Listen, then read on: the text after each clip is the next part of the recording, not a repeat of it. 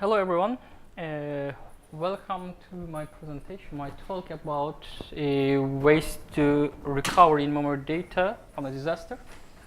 We will basically talk about how we can recover the data, what's the methods for recovering the data on in-memory data grids. And actually the presentation, the talk will be consisting of mostly some demonstrations. Let me introduce myself. My name is Alparslan Avcı. I'm working for Replicas more than 4 years and working as a solutions architect, mostly providing some solutions to our customers and users. I was a Java developer, but I still like to develop, but nowadays not so much.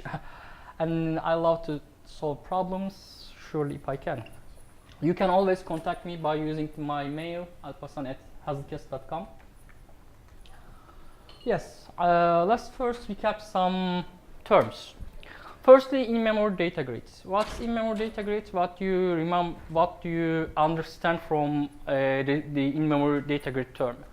Actually, in-memory data grid is something like that. When you use the data structures on a distributed environment, when you need to access the distributed data structures, you will need some environment, some framework that you can access. We call in-memory data grid to these frameworks actually, and Hazelcast or Ignite or Oracle Coherence or some other frameworks provide these data grids. When we say in-memory data grid, this is not a single location application. Actually, it is mostly a cluster. And we also need to talk about some of the terms when we talk about the disasters on in-memory data grids, because we are now talking about a distributed environment, and this distributed environment comes with some issues, some problems to solve. Especially when you are considering of disaster recovery, you need to provide some solutions. Firstly, we have partitioning and replication. Partitioning is distributing the data among the cluster members in a logical way. This is used for mostly getting more performance, since try to distribute the load among the cluster members, and also get more fault tolerance by using the multiple points instead of single point of failure. The data replication is just replicating the data among multiple locations, and actually this data replication is just, as you can see here, we have the primary data on one location and some backup data on some other replication points. And especially when we are talking about disasters, the disaster means that this is not a disaster as you know. Actually, this is just a crash on the application level crashes. This can be just a JVM crash when you are working with Java applications, or this can be a network failure between the cluster members, or this can be a database failure, this can be a power loss, or this can be a total data center crash. So all of these are included in the term of disaster. Here we go, we will have some use cases, and in this use cases we will try to talk about the types of disasters on a distributed in-memory data grid. First one is the single node crash. Actually, assume that you have a 3-node cluster, 3-node in-memory data grids, and in this 3-node in-memory data grid, you can have the abstraction of service on this cluster, and you will have 3 nodes. The first one is node A, and second node B and node C. And you can assume that all of these nodes are located on different hardwares, different server boxes, for instance. And the thing that you can have on a disaster is to lose one of the nodes with some issues. For instance, you can have a power loss on one of the server boxes, or the application can crash for any reason. On this point, how you can recover the data on a distributed data grid? The solution for this one is the backup replicas. This is the easiest one because actually when you are having the data distributed on the cluster, you will have some partitions on the nodes. For instance, these X, Y, Z are the representations for the data partitions, and you can see that on node A, the X partition is running on node A, Y partition is running on B, and Z partition is running on C. And these are the primary replicas. The primary replica means that the replicas that the users access to operate over the data. And there are also some backup replicas. Actually, these replicas are the same ones as the primary replicas, but located on different members. This will help us to recover the data when we have a cluster failure, cluster member failure. For instance, you can see that the backup replica of X is located on node C. So when we lose node C, and also on the backup replica of Z is located on node B. If we lose node C, you can see that we have Z and X here as the primary and backup replicas. And when we lose this one, we will still have all the data on the cluster. So we can use this Z replica to promote as a primary replica, and then the users can access to the data as usual, as they do before we lose node C.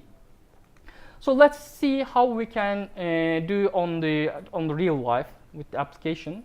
Actually, as I said in the beginning, I will use Hazelcast as for my demonstrations. If you are familiar with Hazelcast, you will see that they are really easy applications. There's simple applications, but it will help us to understand how we can recover the data. So in this one, we will have as the same as on the schema, and we will have 3 members. And here you can see that this single line, this Hazelcast instance, Hazelcast new instance, is creating a new Hazelcast member, Hazelcast cluster member, by just writing a single line of code.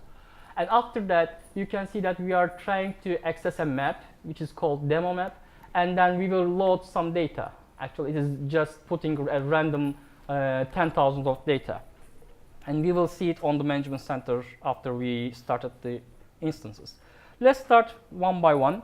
When we run this one, you can see that at this point, the member list is now contains only one member on the cluster.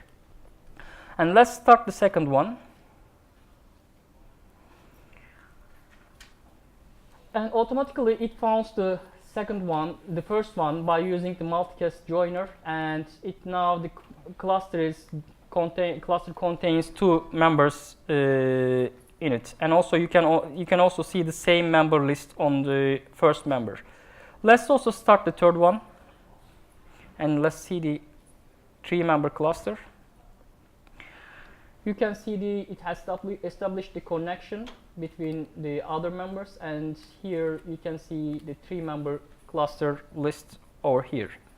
And we have a management center. Actually, this is a monitoring center for monitoring the cluster states and the data. So here you can see there are 3 members exist on the cluster, and they are running. They are using some heap, and they have also some CPU utilization, as you can see here.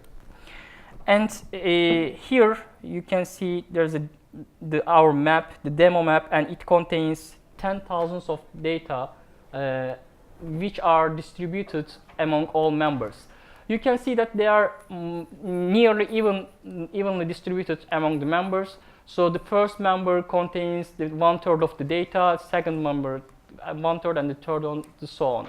And you can also see on the backups, a Hazelcast by default has 1 backup configured, and so you can see that the number of backups are also keeps 1/3 of the total data. And you can see in total the number of primary entries and the backup entries are the same. This means that there you have only 1 backup configured for a whole cluster. Let's kill one of the members. So to do that, I will directly use the force kill. Let us check firstly what we have. Sorry.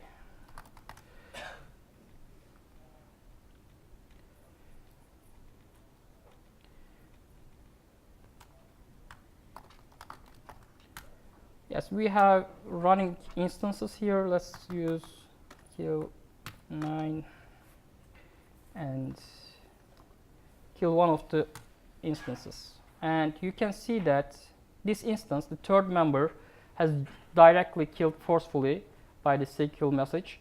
And here the remaining two members kicked out of the third member, and now we have two-member cluster.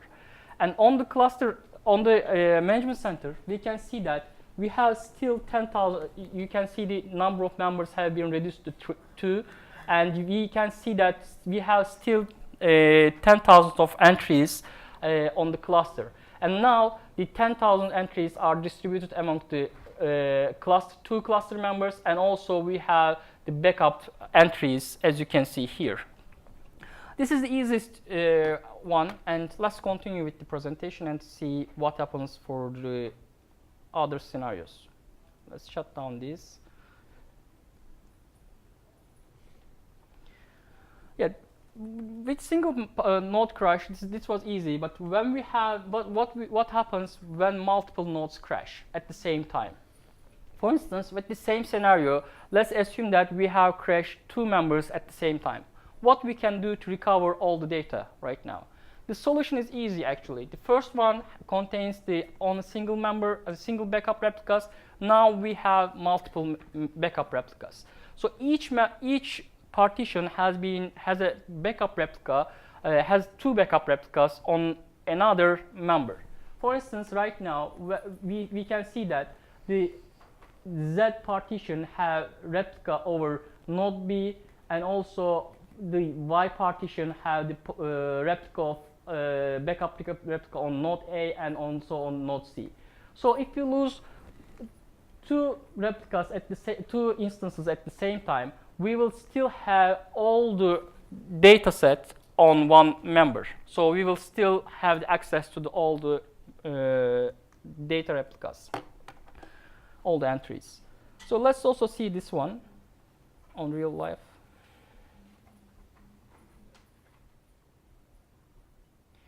The difference from the first example was, as I said, the Hazelcast has by default one synchronous backups, and in this one you can see that we are setting the backup count as 2. So we will have 2 backups for each entry. We are doing the same thing with the other log lines, code lines. So let's start 3 members again.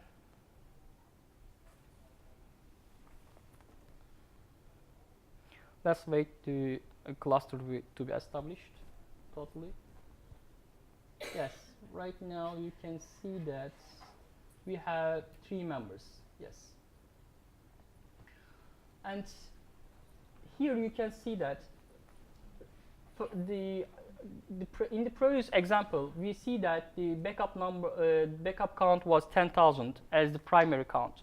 But here, since we set the backup count as 2, we have now 20,000 of entries as backup, but still 10,000 of entries as primary. Let's kill two different cluster members at the same time.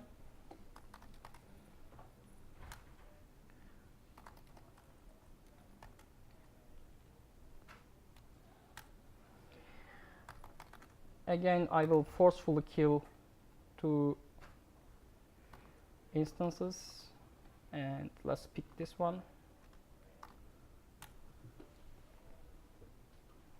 As you can see here, the third one and the first one has killed, and now we have only one member cluster, and on here you can see we have still 10,000 of entries exist on the cluster. So we haven't lost any data.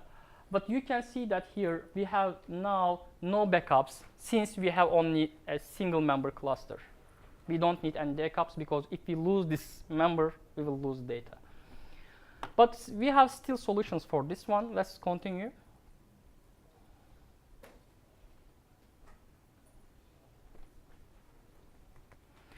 Yes, what happened? What about the split brain? I don't know if you heard about split brain, but split brain is something that when you have the network partitioning between the cluster members. Here you can see that there are a 5-member cluster, and the split brain means that if we lose some of the connectivity between the members, then it means that there will be some split brain problem. When you lose these two connections, the connection between node A and node E, and the connection between C and D, you will have something similar to this one. You will have 2 different clusters, and the 2 different clusters we don't know about each other since there are no connectivity between them. And the clients accessing to those different clusters will have different data sets for each other. And to recover this one, we need to mention about some concepts. Firstly, let's mention about cap theorem.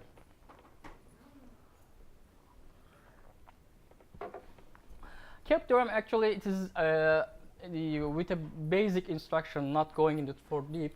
There are 3 terms we mention about. The first one is the consistency, which is the consistency of the data in the cluster. It means that the consistency of the data in the cluster. The second one is the availability. Means that the accessibility of the data to the users, and the partition tolerance, which means that the tolerance of the cluster for partitioning of the cluster members. According to cap theorem, you can only have 2 of them at the same time. For instance, if you have the consistency, if you have a partition tolerance, if you have a network partitioning on your cluster, you can have either consistency or availability. So for Hazelcast, actually, we prefer to have availability most of the times for partition when we are having some partitioning. So to recover some problems on here, we also provide some other features. For protecting on a split brain issue, we provide quorums. But quorum is actually a simple approach for split brain protection. You can configure the cluster to have at least a number of members exist on the cluster to continue its operations, to have more consistent data store. And so Hazelcast also provides this one. We will see this on the demo. And to recover from a split brain, this means that after the network partition has resolved, the clusters see each other again, connect to each other again. You need to figure out how you merge the different data sets into one. So Hazelcast also provides some merge policies, unified merge policies for split brain recovery. Let's see on how split brain happens and what we can do to recover from split brain.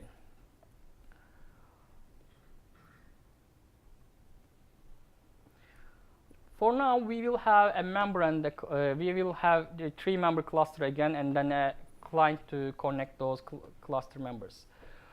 Here you can see that we will have again a Hazelcast instance, and right now we are configuring the cluster with a quorum. This quorum will try to establish a rule with 3 members. So we are setting the quorum size at 3. And we will have the quorum setting for this demo map. You can see that we are setting the quorum name for this demo map. So let's start the members.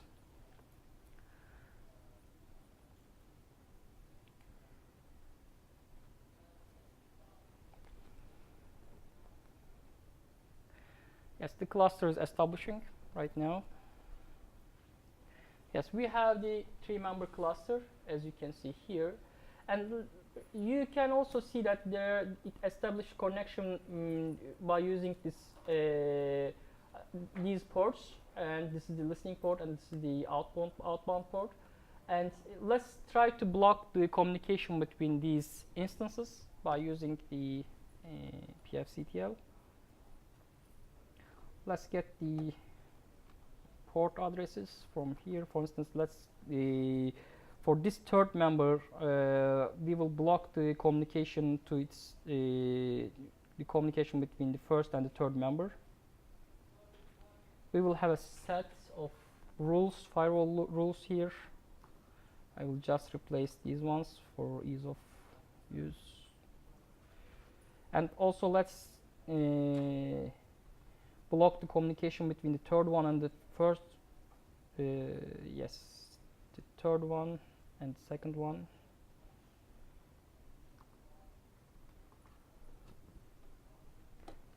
And let's activate this, and let's see what happens.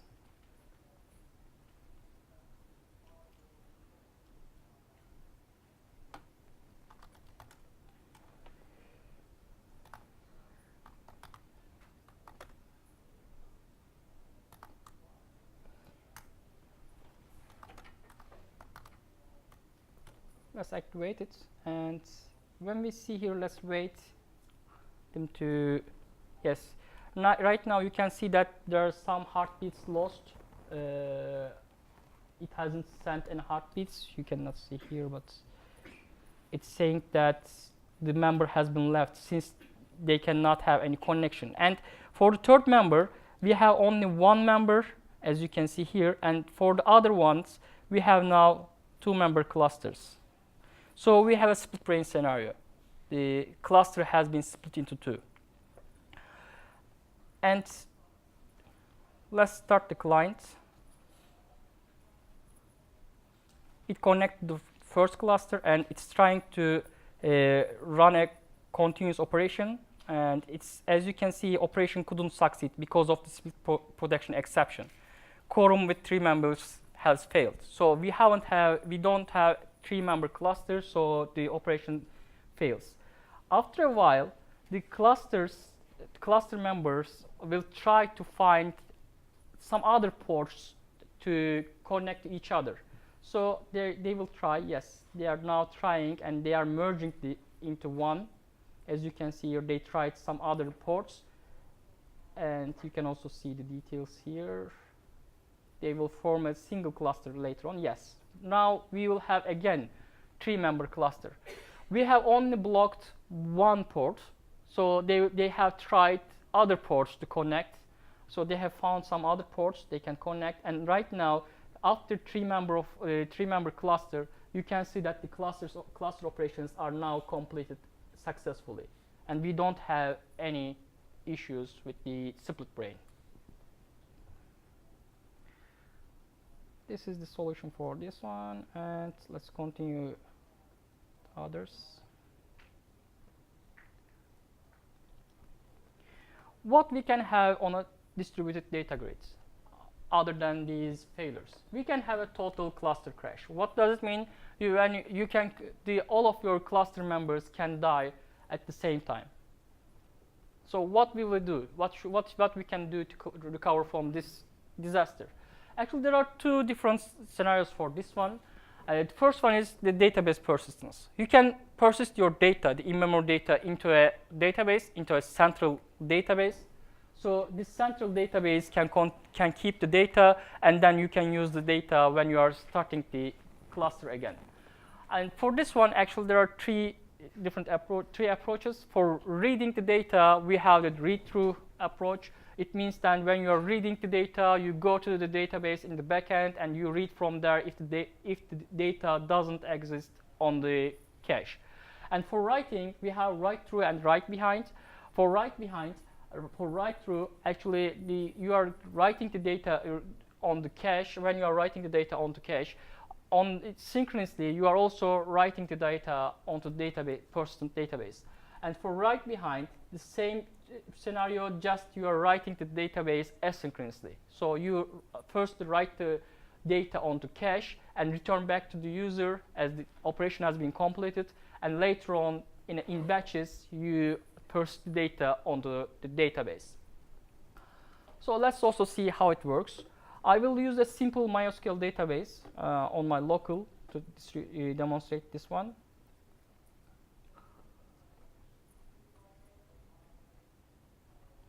For Hazelcast, actually, we have to provide database persistence. we provide an interface which is called map store, and by implementing this map store, as you can see here, this is a simple map store implementation. You can provide some API. You can implement the API calls here by using your own database. You can use any database here. I am just using the JDBC connection to connect my MySQL database. And then when Hazelcast does its operation, it will call these methods. So let's start the cluster.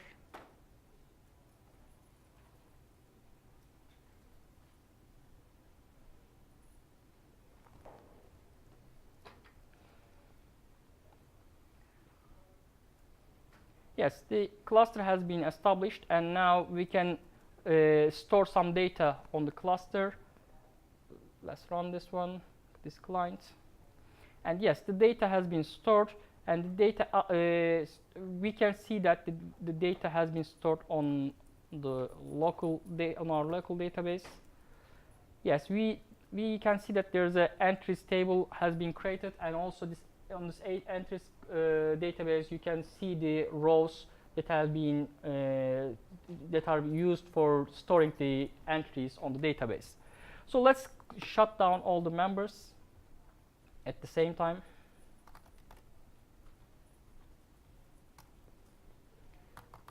I will again use the same for skill.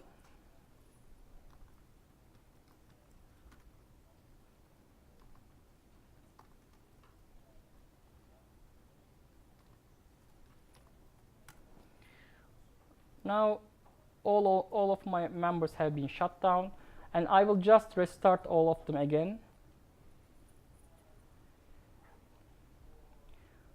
So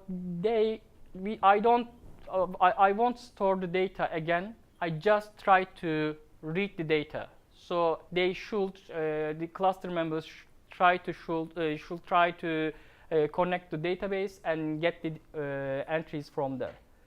Let's not run this one, the store client. Let's just get the entry set. As you can see here, it is just getting the entry set and printing out onto the system out. Let's just run this one. Yes, as you can see here, without any storing, I can access all of the entries again. So I haven't lost any data, even that I crashed all of my members on the cluster. What we can do other than database persistence? Another solution is to use file persistence. This comes with some drawbacks, since we are using the local file system to store data. This means that we are behaving like a distributed database, a regular database, not an in-memory database, a distributed database. But we use in-memory data grids to have more performance, other than to recover from some I/O latencies.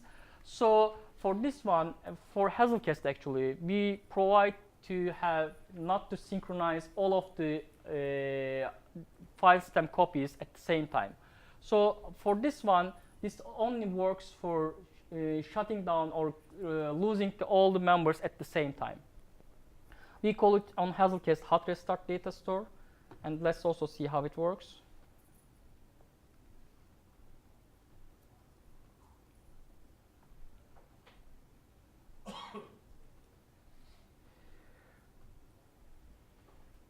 For this one, that's the same Hazelcast instance, but right now we will have the hot restart persistence configuration, and you can see that we are setting a base directory for the files that we need to keep. And when we start the members, this is the first one, second one, and third one. You can see that in the end, it's also creating some hot restart store on the logs. We can see that. Yes, it's that no cluster state has not found on the disk, so will not load any hot restart data, since this is the initial start for the cluster. And let's load some data, store some data onto the cluster. As we will have again 100 entries on the cluster, and you can see now on the left side here we have 3 folders, 3 directories to keeping the data. The first one, second one, and third one. These are each one is for each members. So let's kill the members at the same time. Again,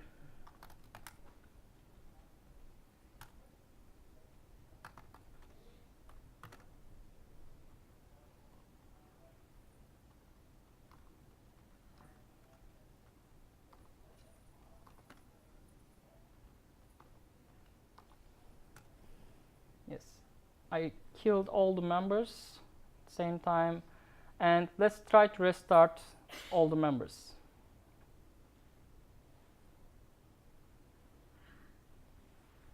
Yes, the first member started and it is waiting for other members to recover. It says that its expected size is 3, and now it has been, as you can see here, let's make it big. Yeah, okay. It says that all members completed, setting final result to success. So we have load all the hot restart data. So let's see, without storing any of them, let's check if the data exists on the cluster. Sorry. Yes, when I run the client, you can see that without storing any data, the entry count is 100, which means that all the clusters still exist on the cluster. So we recovered the data by using the file persistence. Yes, for this demo talk, let's come to the latest disaster scenario. The latest one is a data center crash. This means that when you have your cluster on a data center, the whole data center can crash with a power issue, power loss issue, or with any other issue. So what we can do on this data center crash? The solution for this one is to replicate through the wide area network. So you can have 2 different clusters on 2 different data centers, which are connected to each other on internet, on wide area network, with some latencies. And you can use these 2 different clusters to replicate each other.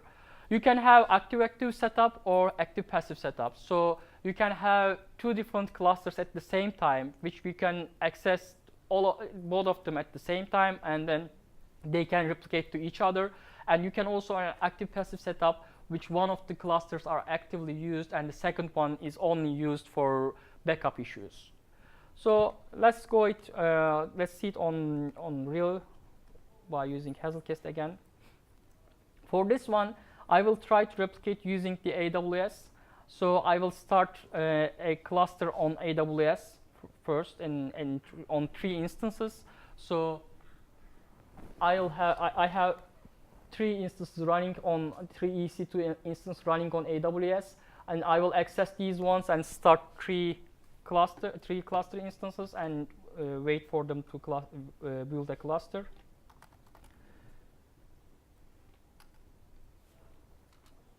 This is the first one.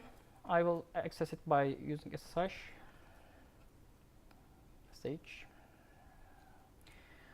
Yes, let's start.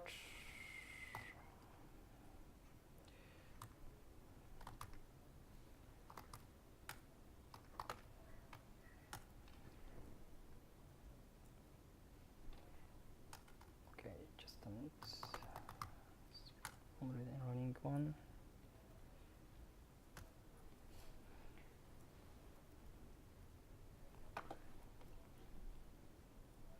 There are existing instances. Let's first shut down all of them.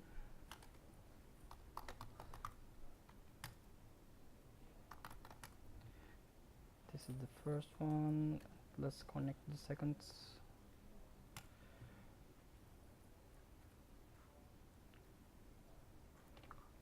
Let's also connect the third one.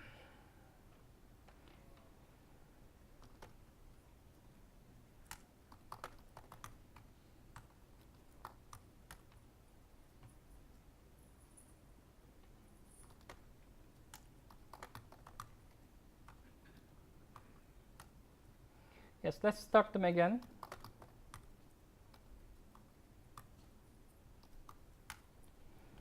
The first instance is running, and you can see the member count as 1 here. And let's start the second one. Sorry. This is the second member. It's trying to connect to the existing one. And let's also start the third member.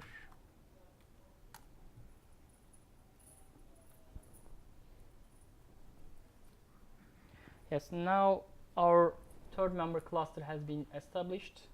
As you can see, the number of members are 3. And I have also running a management center running on these clusters. Let's just restart it just a minute.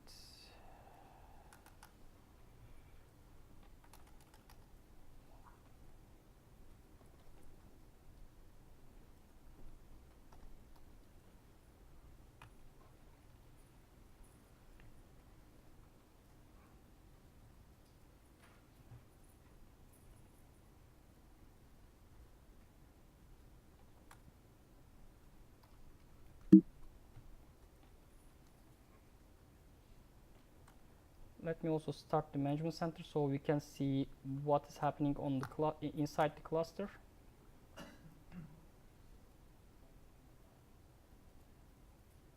Since we are running on AWS, you can see the latency. So we have I'm not running on my local, which will have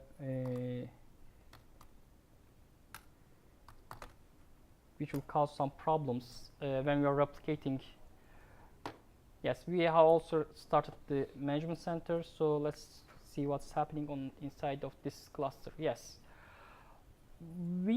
let's assume that this cluster has been located on New York. So let's log in it.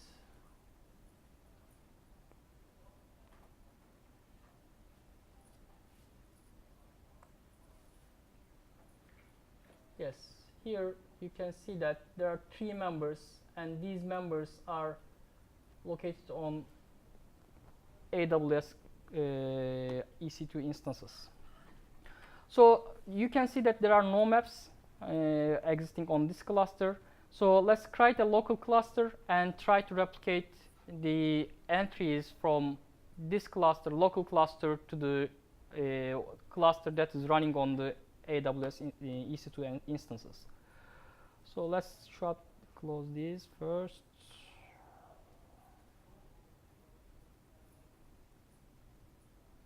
Yes, here we are running on this one on San Francisco. Then I will name it all as San Francisco cluster, and it's actually a simple cluster again, but just we have the configuration right now, the one replication configuration, and it points to the EC2 instances. As you can see here, the addresses of 3 instances are configured here. And also we have the network group name and the network group password to have the authorization to do the operations. And I have also configured the WAN replication for the name to the map, which is called demo map. So let's start this 3 instances on my local.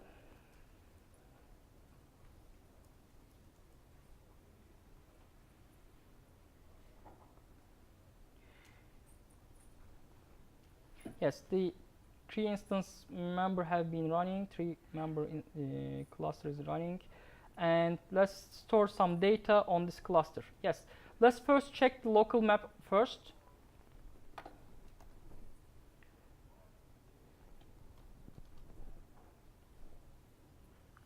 Yes, you can see here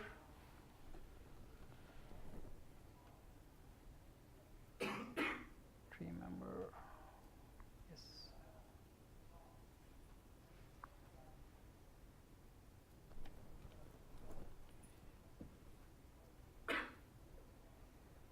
Just we have some latency on it.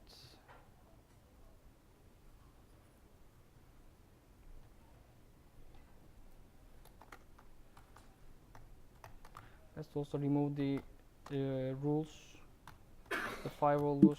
also not to have. Okay. Sudo.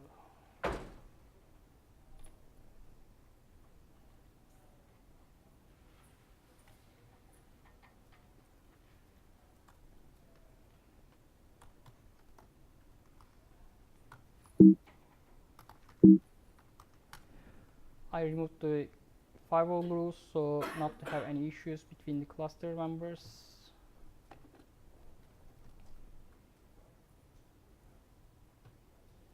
It's most probably because of the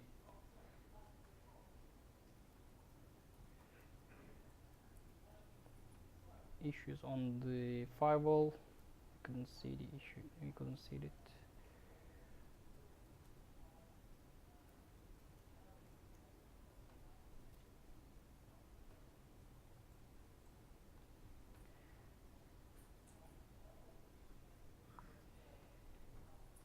Yes. This one first. Yes, the first instance. The second instance is running.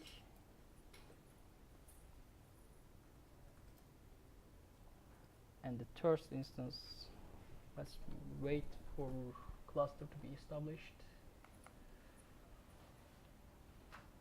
Yes, we can see the 3-member cluster here. And let's also run the client again. So the data has been stored, it says, and we can see on here on our local, the map has 100 entries, and on our remote cluster we can also see the same demo map on the remote cluster, which doesn't exist a few minutes ago. So it has been replicated from my local to this AWS cluster. You can also see on the first cluster that we have the connections to these. There are 3 connections has been made from 3 instances, and they have replicated everything through one.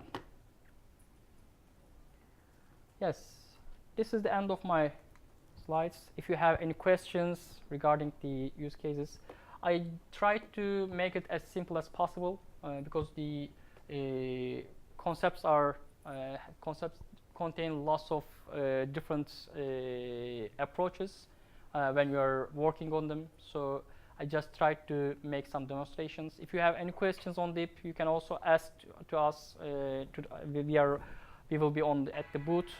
You can also ask from there, and also you can send the questions to my mail, and I will try to answer you. Thank you, Dan. If you don't have any questions.